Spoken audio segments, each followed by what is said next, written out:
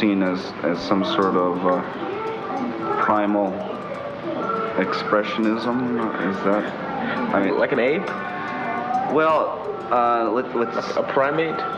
well, I don't know. Is that? You said it. I don't. You said it.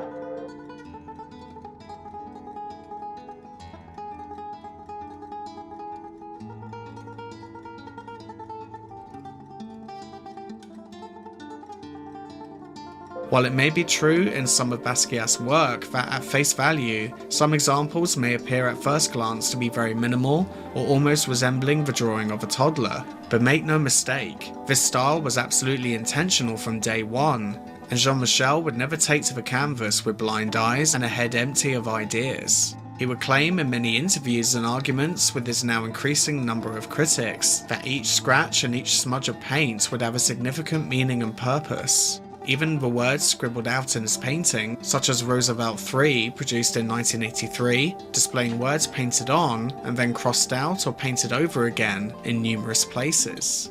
The reason being, Basquiat would explain, is that when a word is more obscured, the more likely an observer will be drawn to it, an almost reverse psychology experiment that he would love to include within some of his paintings.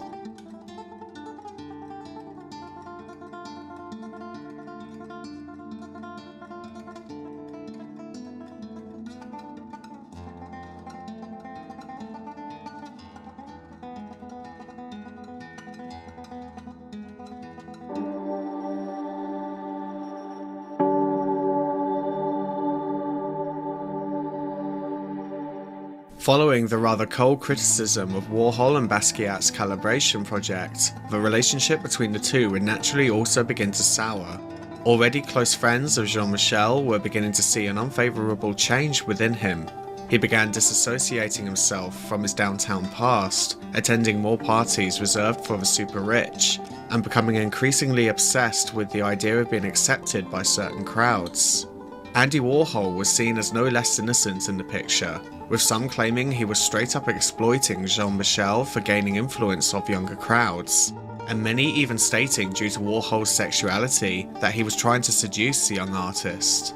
This unfortunately would not be the most significant change in Basquiat that his friends would begin to see. Although a friend had recounted Basquiat's use of heroin as early as 1980, by the mid-80s, it was sadly plain as day that his addiction was now spiraling. He would become increasingly paranoid, blotches would start appearing on his face, and his once previously busy morning schedules of hours and hours of painting were beginning to fizzle out. Although now he was making more money than he could have possibly imagined, still young and used to poverty, he would struggle to handle such bountiful income, often spending the money on drugs. As well as heroin, his addiction to cocaine became so problematic that he would disfigure the inside of his nose by damaging his nasal septum.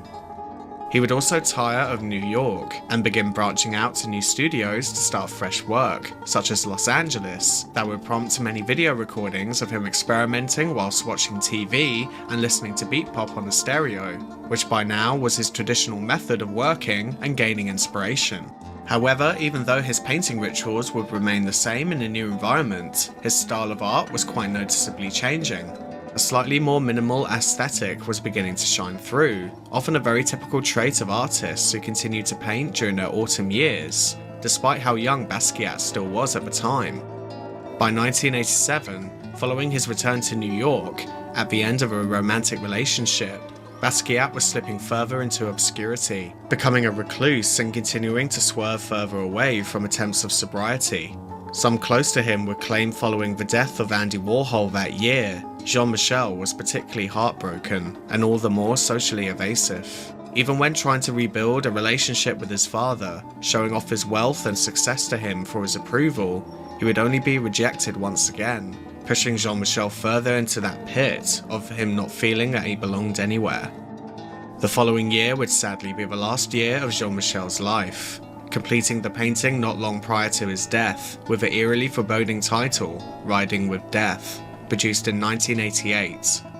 By this time, Basquiat had tired of his work being described by the ignorant crowd as either primitive or naive, and so a lot of his later paintings would fully play along sarcastically to the stereotype, displaying his art like it were a cave painting or a tribal painting. There is always something haunting about the final painting of an artist, especially when the whole theme and look and even the name of that painting almost resonates with the inevitable that is to come.